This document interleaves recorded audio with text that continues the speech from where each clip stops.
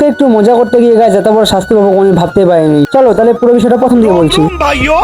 System पार देंगे। এর জলে বলে গাইস বাচ্চাদের বুদ্ধি শুনতে নেই।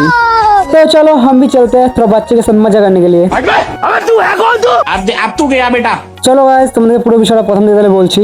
আসলে আমরা আসলাম বাজারে একটা দরকারের জন্য, তো সেখান থেকে বললো যে একটু লেট হবে তোমরা একটু পরে আসো। আর এই কথাটা শুনে আমার সেই যে ভাইগুলো এসেছিল ওরা বললো চল সুন্দর একটু প্ল্যাটফর্ম দিয়ে ঘুরে আসি। আর এদিকে প্ল্যাটফর্মে আসতে না আসতে চলে আসলো ট্রেন।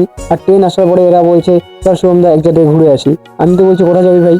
বলছে চল না নিয়ে যাচ্ছি তোকে, খুব মজা হবে চল। তা বলে ওরা আমাকে জোর জবরদস্তি উঠিয়ে নিল ট্রেনের মধ্যে। আর আমি এক্সাইটমেন্টের কারণে চলে আসলাম ট্রেনের মধ্যে। এটা সত্যি যে যাওয়ার সময় খুব এনজয় করতে করতে গিয়েছি গাইস, কিন্তু আসার সময় তারপর চলে আসলাম একটা প্ল্যাটফর্মে আর ওরা বলছে চল এখানে নাম। আর সাথে ওরা নেমে গেল। আর ওদেরকে আমি ভয় পাওয়ানোর জন্য বললাম যে এই ব্লগটা আমি আপলোড করবো। ওরা আবার বলছে যে কর, কোনো ব্যাপার না। আসার সময় তো ভালো মজা মজা আসলাম গাইস, কিন্তু বাড়ি যাওয়ার সময় কি অবস্থা। क्या हुई? इतना धूप पे आते आते हमारा हालत बहुत खराब हो गया। तो गाइस इसके मुझे एतखनी ভালো লাগে।